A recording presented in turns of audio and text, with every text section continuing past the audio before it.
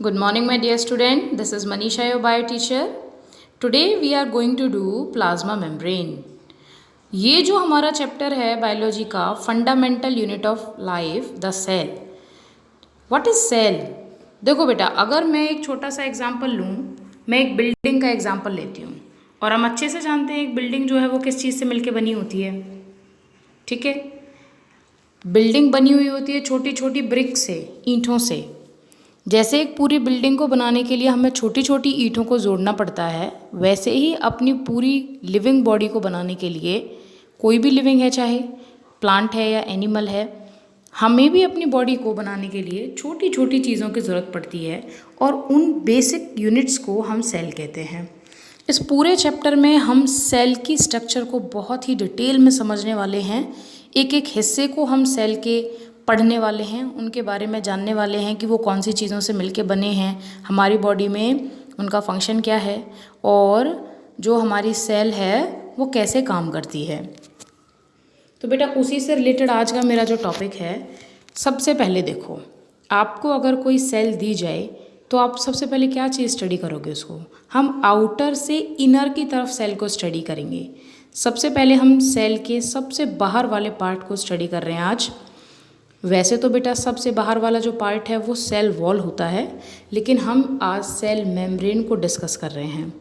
ठीक है, cell membrane outer covering होती है सेल की और वो प्लांट और एनिमल्स दोनों में मिलती है. लिविंग मेम्ब्रेन होती है. प्लाज्मा मेम्ब्रेन भी हम सेल मेम्ब्रेन को कहते हैं, प्लाज्मा लेमा भी हम सेल मेम्ब्रेन को कहते हैं. तो इस तरीके से हमारी सेल मेम्ब्रेन के 3 नाम हो गए: cell membrane, plasma membrane and plasmalemma. Lemma means LEMMA, ये हो गया लेमा. ठीक है, तो कई सारी चीज़ें हो गई हमारे इसमें.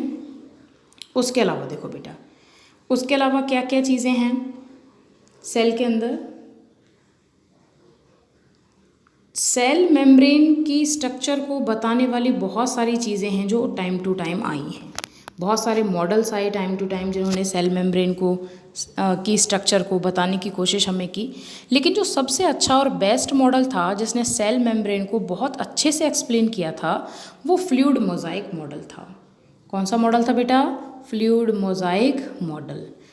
ठीक है, क्या है ये फ्लूइड मोज़ाइक और मॉडल? बायो में चीज़ों को हम ब्रेक करके पढ़ते हैं. फ्लूइड और मोज़ाइक को समझते हैं. सबसे पहले ये क्या चीज़ें होती हैं?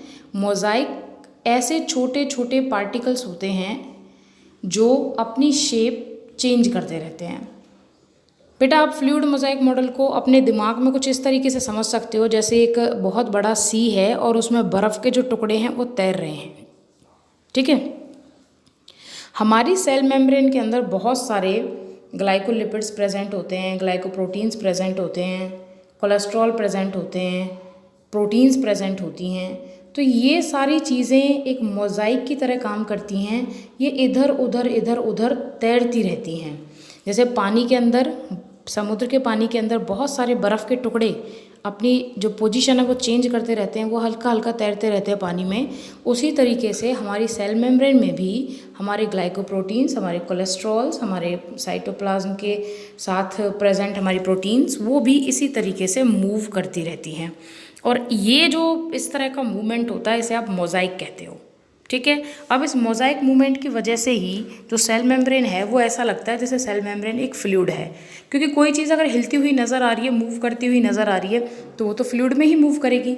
इसीलिए इस मॉडल का नाम है फ्लूइड मोज़ाइक मॉडल. क्या कहता है ये फ्लूइड मोज़ाइक मॉडल? चलो देख लेते हैं थोड़ा सा. Fluid mosaic model describe the structure of plasma membrane. Very important thing.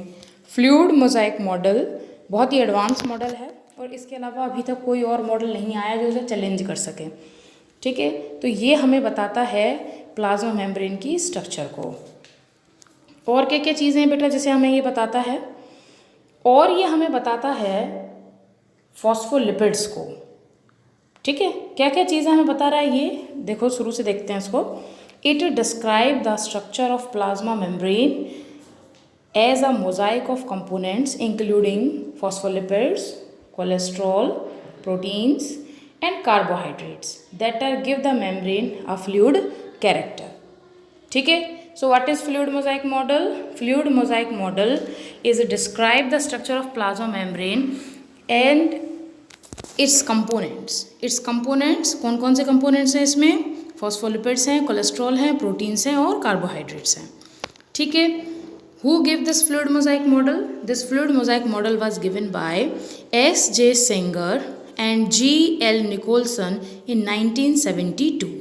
दो साइंटिस्ट थे, S.J. सिंगर और G.L. निकोलसन, जिन्होंने 1972 में फ्लूइड मोज़ाइक मॉडल का पूरा जो है स्ट्रक्चर हमें दिया था. कितनी थिकनेस होती है प्लाज्मा मेम्ब्रेन की? प्लाज्मा मेम्ब्रेन की जो थिकनेस है वो 5 to 10 नैनोमीटर के अराउंड है.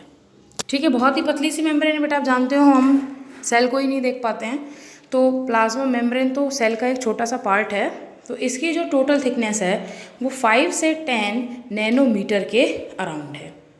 ठीक है. दो तीन चीज़ें हमें क्लियर हो गई यहाँ से. क्या क्या? पहले हमें क्या क्लियर हुआ? Fluid mosaic model explain the structure of plasma membrane. ठीक है. Who give it? It was given by S.J. Singer and J.L. Nicholson in 1972. What is the thickness of plasma membrane? Plasma membrane की thickness जो है it is 5 to 10 nanometre. Okay. अब हम इसके structure को बेटा स्टडी कर लेते हैं. मैंने यहाँ पे स्ट्रक्चर बनाया है ये फ्लूइड मोज़ाइक मॉडल का. इसमें हमें बहुत सारी चीज़ें देखने को मिलेंगी. ठीक है. सबसे पहले हम देखते हैं इसमें कि जो ये प्लाज्मा मेम्ब्रेन है इसमें दो लेयर हैं लिपिड्स की. This is one first and this is the second. अगर आप एक सेल को देखोगे तो सेल की सेल मेम्ब्रेन इस तरीके से गोल होगी. ठीक है. इस सेल मेम्ब्रेन का ये छोटा सा पार्ट कट करके हम यहाँ पे स्टडी कर रहे हैं. एक छोटा सा पार्ट मैंने यहाँ पे कट कर लिया ये वाला, और उसको हम यहाँ पे इस तरीके से स्टडी कर रहे हैं. ठीक है. पूरी तो नहीं दिखा सकते बेटा. अगर आप इसको पूरा बनाना भी चाहो तो ये इस तरीके से पूरा गोल बनेगा. ठीक है. तो हम एक छोटा सा पार्ट जो है लेकर प्लाज्मा मेम्ब्रेन का स्टडी कर रहे हैं इसके स्ट्रक्चर को. तो सबसे पहली बात इसमें क्या चीज़ें होती हैं? इसमें सबसे पहली बात है फॉस्फोलिपिड बाइलेयर होती है. फॉस्फोलिपिड्स दो चीज़ों से मिलकर बना है. ऐसे लिपिड्स जो फॉस्फेट ग्रुप के साथ अटैच होते हैं हम उन्हें फॉस्फोलिपिड्स कहते हैं. इन फॉस्फोलिपिड्स की लेयर में आप गौर से देखो तो बेटा इसमें दो चीज़ें आपको नज़र आ रही हैं. एक तो ये आपको इसमें ऊपर की तरफ अटैच ग्लाइकोलिपिड्स नज़र आ रहे हैं, साथ में ग्लाइकोप्रोटीन्स नज़र आ रही हैं. ठीक है. मैं एक एक का काम भी आपको बताऊंगी क्या इनका काम होता है. ये बीच बीच में आप देख रहे हैं ये स्ट्रक्चर, ये वाली यहाँ पे प्रेजेंट है, यहाँ पे प्रेजेंट है. इन्हें हम बोलते हैं कोलेस्ट्रॉल. ठीक है. ये कोलेस्ट्रॉल करता क्या है? ये कोलेस्ट्रॉल हमें हमारी सेल मेम्ब्रेन को रिजिडिटी, कठोरता और फ्लेक्सिबिलिटी प्रोवाइड करता है. ठीक है. आगे बात समझ में? ओके. ये जो ये आपके जो ये इस तरीके से आपका जो बना हुआ है ये फॉस्फोलिपिड है. एक फॉस्फोलिपिड को हम समझ लेते हैं अच्छे से. ठीक है. एक फॉस्फोलिपिड में आपको दो पार्ट नज़र आ रहे होंगे. ये तो इसका हेड है और ये नीचे वाला जो पार्ट है ये इसका टेल है. ठीक है. तो दो चीज़ें हम इसके उसमें पढ़ते हैं स्ट्रक्चर में. ये देखो यहाँ इसको स्टडी कर लेते हैं. इसमें आप देख रहे होंगे इस फॉस्फोलिपिड में क्या क्या चीज़ें आपको दिखाई दे रही हैं. एक तो आपको फॉस्फेट हेड दिखाई दे रहा है और ये नीचे वाला हाइड्रोफोबिक आपको टेल नज़र आ रही है. हाइड्रोफिलिक जो पार्ट है वो वाटर लविंग पार्ट होता है क्योंकि वाटर भी पोलर है और ये भी पोलर होता है. हाइड्रोफोबिक पार्ट जो है वो फैटी एसिड से मिलके बनता है और ये वाटर को रिपेल करता है. आप अच्छे से जानते हो कि फैट जो है वो इसमें जो फैट में वाटर जो है वो डिज़ोल्व नहीं होता, तो इसीलिए ये वाटर हीटिंग भी है. क्या बताया मैंने आपको कि फॉस्फोलिपिड एक मॉलिक्यूल में दो चीज़ें होती हैं. एक तो हाइड्रोफिलिक पार्ट होता है उसका और दूसरा हाइड्रोफोबिक पार्ट होता है. हाइड्रोफिलिक पार्ट वाटर लविंग है और हाइड्रोफोबिक पार्ट वाटर हीटिंग है. ठीक है. आगे बात समझ में बेटा? चलो आगे बढ़ते हैं अब. ओके. इसके अलावा और क्या क्या चीज़ें हैं इसमें आप देख पाओगे. फ्लूइड मोज़ाइक मॉडल में आपको दो तरह की प्रोटीन्स नज़र आ रही हैं. एक तो ये इस तरह की बिग प्रोटीन्स आपको नज़र आ रही हैं जिन्हें आप ट्रांसपोर्ट प्रोटीन कह सकते हो, पैसिव प्रोटीन्स कह सकते हो. ठीक है. इन प्रोटीन्स का काम क्या होता है, जो चीज़ें मेम्ब्रेन से इस तरह से पार नहीं होती, जैसे ये सेल है और कुछ चीज़ें ऐसी हैं जो मेम्ब्रेन से अंदर नहीं आ सकती हैं इस तरीके से, तो वो किसकी हेल्प लेती हैं, इन प्रोटीन्स की हेल्प लेती हैं, वो ऐसे मूव करके अंदर आती हैं सेल के।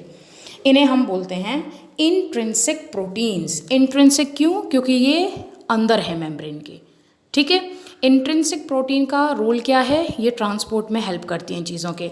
आप अगर डायग्राम में देखो बेटा तो आपको अच्छे से नज़र भी आएगा कि मैंने इसके अंदर एरोज बनाई हैं यहाँ पे। तो these are the intrinsic proteins because ये एसोसिएटेड होती हैं दोनों मेम्ब्रेन्स के साथ। उसके अलावा हम इसमें बात करेंगे कुछ बाहर प्रेजेंट हैं प्रोटीन्स, ये वाली, ये आपकी कौन सी प्रोटीन्स हैं, ये एक्सट्रिंसिक प्रोटीन्स हैं, ये भी एक्सट्रिंसिक प्रोटीन्स हैं। They are also called peripheral proteins. Peripheral, क्या बोलते हैं इनको, पेरीफेरल। क्यों कहते हैं पेरीफेरल, क्योंकि ये पेरीफ्री पे हैं। पेरीफ्री क्या होती है, साइड होती है, ठीक है। तो फ्लूइड मोज़ाइक मॉडल में हमने दो चीज़ें जानी कि दो तरह की प्रोटीन्स हैं, इंट्रिंसिक प्रोटीन्स हैं और एक्सट्रिंसिक प्रोटीन्स हैं, ठीक है बेटा। और हमें क्या नज़र आ रहा है हमारे फ्लूइड मोज़ाइक मॉडल में, देखो अब तक हमने क्या पढ़ा, हमने एक चीज़ पढ़ी इसका हाइड्रोफिलिक पार्ट, हाइड्रोफोबिक पार्ट, ये वाला पार्ट हमने पढ़ा। उसके बाद हमने इसमें दो तरह की प्रोटीन्स पढ़ी, ये वाली प्रोटीन्स पढ़ी, ये वाली प्रोटीन्स पढ़ी, ठीक है। इसमें आपको अंदर के जो ये ब्लैक पार्ट्स नज़र आ रहे हैं, ये कोलेस्ट्रॉल है। ये कोलेस्ट्रॉल मैंने आपको पहले बता दिया, ये फ्लेक्सिबिलिटी और रिजिडिटी इसको प्रोवाइड करता है, ठीक है। अब क्या है बेटा इसमें, अब हम इसमें क्या क्या काम हो रहा है सेल मेम्ब्रेन में उसको स्टडी करेंगे, ठीक है। तो सबसे पहले हम बात करेंगे कि सेल के अंदर ट्रांसपोर्ट कैसे होता है, सेल मेम्ब्रेन का ट्रांसपोर्ट में क्या रोल है।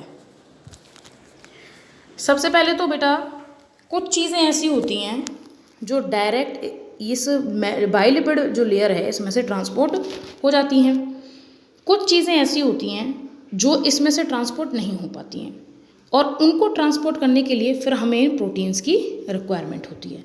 तो चलिए सबसे पहले यही जानते हैं कि ये प्रोटीन्स जो हैं वो किन किन चीज़ों को ट्रांसपोर्ट कर पाती हैं।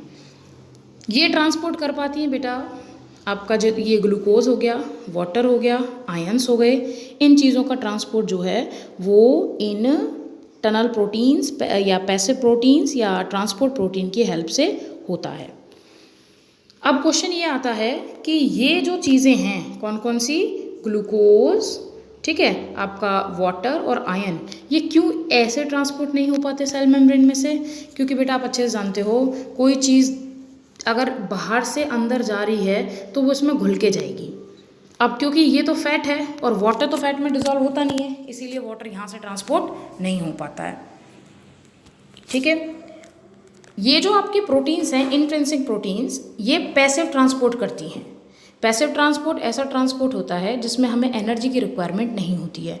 कोई भी चीज़ अपनी हाई कंसंट्रेशन से, मान लो यहाँ पे कुछ मॉलिक्यूल्स हैं और ये प्लाज्मा मेम्ब्रेन है और यहाँ पे एक या दो मॉलिक्यूल है, आप देख रहे हो यहाँ पर मॉलिक्यूल्स की कंसंट्रेशन काफ़ी ज़्यादा है और यहाँ बहुत ही कम है। तो हाई यहाँ पे क्या हो गया भाई, यहाँ पे हो गया हाई कंसंट्रेशन और यहाँ पे क्या हो गया, लो कंसंट्रेशन। तो चीज़ें अपने आप ही हाई कंसंट्रेशन से लो कंसंट्रेशन की तरफ माइग्रेट हो जाती हैं विदाउट यूजिंग एटीपी और एनर्जी, ठीक है। तो ऐसा ट्रांसपोर्ट जो बिना एनर्जी के यूज़ किए होता है उसे हम पैसिव ट्रांसपोर्ट बोलते हैं, ठीक है। ये कंसंट्रेशन ग्रेडियंट के अक्रॉस होता है। कंसंट्रेशन आप जानते हो यहाँ पे हाई, यहाँ पे लो है, ग्रेडियंट मतलब चेंज। कभी भी अगर यहाँ पे भी इक्वल है, मान लो यहाँ पे 4 सोडियम आयन है और यहाँ पे भी 4 सोडियम आयन है, तो ट्रांसपोर्ट नहीं होगा। कंसंट्रेशन में डिफरेंस होना ज़रूरी है। अगर यहाँ पे 8 सोडियम आयन है और यहाँ पे 4 हैं तो बाहर से चीज़ें अंदर आ जाती हैं, ठीक है। तो बेटा चलो थोड़ा सा हम इसमें जान लेते हैं कि और किस किस तरह का ट्रांसपोर्ट हमारी सेल मेम्ब्रेन के अंदर मिलता है, ठीक है। ट्रांसपोर्ट को समझने से पहले हम 2-3 चीज़ें और समझेंगे कि इसकी सेल मेम्ब्रेन में कंपोजिशन क्या क्या है, कौन कौन से केमिकल्स हैं जो कितने परसेंटेज में प्रेजेंट हैं। Protein is present 60 to 80%। Lipids आपने पढ़े वो 20 to 40% है। कौन कौन से लिपिड्स हैं, फॉस्फोलिपिड के साथ साथ कोलेस्ट्रॉल है। कार्बोहाइड्रेट इज़ प्रेजेंट 2 to 10%, ठीक है, ये मैं आपको बता चुकी हूँ। सेल के अगर मेम्ब्रेन में से ट्रांसपोर्ट हो रहा है, अगर ट्रांसपोर्ट यहाँ से हो रहा है ऐसे, ठीक है, तो उसको बोलते हैं बेटा हम साइटोसिस। क्या बोलते हैं उसको, साइटोसिस बोलते हैं। साइटोसिस दो तरह का होता है, एक तो एंडोसाइटोसिस और एक एक्सोसाइटोसिस। अगर सेल के अंदर कोई चीज़ें जा रही हैं तो वो एंडोसाइटोसिस होगा, सेल के अंदर से बाहर चीज़ें जा रही हैं तो वो एक्सोसाइटोसिस होगा। ठीक है। पैसिव ट्रांसपोर्ट में एटीपी की रिक्वायरमेंट नहीं होती है, एक्टिव ट्रांसपोर्ट अगर करना है तो एटीपी की रिक्वायरमेंट होती है। ठीक है, आगे बेटा बात समझ में। एक्टिव ट्रांसपोर्ट कंसंट्रेशन ग्रेडियंट के अगेंस्ट होता है। कैसे होता है? मान लो ये सेल मेम्ब्रेन है और यहाँ पे 8 सोडियम आयन है और यहाँ पे आपके 4 सोडियम आयन हैं, तो कोई भी चीज़ कहाँ से कहाँ ट्रांसपोर्ट होती है? हाई कंसंट्रेशन से लो की तरफ। यही है कंसंट्रेशन ग्रेडियंट। कंसंट्रेशन में चेंज, ग्रेडियंट्स मीन्स चेंज। लेकिन सेल के अंदर हमें सोडियम आयन की ज़रूरत है, तो सेल अपने सोडियम आयन बाहर ना निकालने की वजह क्या करेगी? वो बाहर से अंदर यहाँ से ले लेगी। ठीक है, ये तो पैसिव ट्रांसपोर्ट हो गया। लेकिन अगर कंडीशन उल्टी हो, मान लो सेल के अंदर 8 सोडियम आयन हैं और बाहर हैं 4, तो सोडियम बाहर निकलनी चाहिए। लेकिन सेल को ज़रूरत है, सेल के अंदर मान लो कोई ऐसी रिएक्शन होती है जो 8 की बजाय 9 सोडियम आयन पे होती है, तो कंसंट्रेशन के उल्टा जाके सेल अंदर एक और सोडियम आयन लेके अपने अंदर सोडियम आयन 9 बनाएगी। तो ये होता है आपका एक्टिव ट्रांसपोर्ट, क्योंकि ज़बरदस्ती काम हो रहा है, और काम जब ज़बरदस्ती होगा तो एटीपी हमें यूज़ करनी पड़ेगी, एनर्जी हमें यूज़ करनी पड़ती है। ठीक है बेटा। फंक्शंस क्या हैं सेल मेम्ब्रेन के? बहुत सारे फंक्शन है, बहुत इंपॉर्टेंट पार्ट है। जैसे हमारी बॉडी पे स्किन होती है, वैसे ही सेल पे सेल मेम्ब्रेन होती है। ये स्ट्रेंथ प्रोवाइड करता है, सपोर्ट प्रोवाइड करता है, प्रोटेक्शन प्रोवाइड करता है, ये शेप देता है सेल को। ये सेमी परमिएबल भी है, बहुत सारी चीज़ों को अलाउ नहीं करता है अंदर आने के लिए। कुछ चीज़ें अलाउ होती हैं, कुछ नहीं होती हैं। क्यों? क्योंकि आपने देखा इसकी सेल मेम्ब्रेन की डिज़ाइन क्या है। इसमें कहीं पे हाइड्रोफिलिक पार्ट है, कहीं पे हाइड्रोफोबिक पार्ट है, तो कुछ चीज़ें अलाउड होती हैं, हर चीज़ अलाउड नहीं होती है। सबसे इम्पोर्टेंट पार्ट है रिकॉग्नाइजेशन एंड इम्यूनिटी। सेल के अंदर बाहर से आने वाला कोई भी वायरस या पैथोजन ईजिली एंटर नहीं हो सकता। क्यों नहीं हो सकता? क्योंकि सेल के अंदर कुछ ऐसे प्रोटीन्स और ऐसी एडिशनल स्ट्रक्चर्स भी हैं जो बाहर से आने वाले पैथोजन को रिकॉग्नाइज कर सकती हैं। कौन सी हैं वो चीज़ें? इधर देखिए, यहाँ आप देख रहे हो डायग्राम में, यहाँ आपको ग्लाइकोप्रोटीन्स नज़र आ रहे हैं, ग्लाइकोलिपिड्स नज़र आ रहे हैं। स्पेशली जो ग्लाइकोप्रोटीन्स हैं वो बहुत ज़्यादा इंपॉर्टेंट रोल प्ले करती हैं, बाहर से आने वाले पैथोजन को अपने साथ अटैच करके ख़त्म कर देती हैं, वो उन्हें अंदर जाने नहीं देती हैं। सो बेटा this is all about your cell membrane, plasma membrane और प्लाज्मा लेमा। एक छोटा सा पॉइंट और है इसमें जो मैं आपको बताना चाहूँगी। एक्वापोरेंस, AQUA, एक्वापोरेंस, PURINS। ये एक्वापोरेंस क्या है? एक्वा का मतलब वाटर होता है, ठीक है। एक्वापोरेंस वो स्पेशल काइंड के प्रोटीन्स होते हैं जो सिर्फ और सिर्फ अलाउ करते हैं वाटर को सेल के अंदर आने के लिए या फिर सेल के अंदर से बाहर जाने के लिए। बेटा ये जो आपने प्रोटीन्स पढ़ी हैं, जो ट्रांसपोर्ट प्रोटीन भी जिन्हें मैं कह रही हूँ, ये वाली प्रोटीन्स, ये जो बिग प्रोटीन्स आप देख रहे हो, ये बहुत ही स्पेसिफिक होती हैं। हर चीज़ इसके अंदर से आ और बाहर नहीं जा सकती है। अब भाई कोई भी चीज़ आए सेल के अंदर यहीं से आ जाए और बाहर निकल जाए, नहीं, ऐसा नहीं होता। ये प्रोटीन्स बहुत ही स्पेसिफिक होती हैं, और एक स्पेसिफिक प्रोटीन का एग्जांपल मैंने आपको बताया भी, एक्वापोरेंस। ये स्पेशल काइंड ऑफ प्रोटीन्स होती हैं जो वाटर के मूवमेंट को अलाउ करती हैं। So thank you so much, watch this video and take your doubts.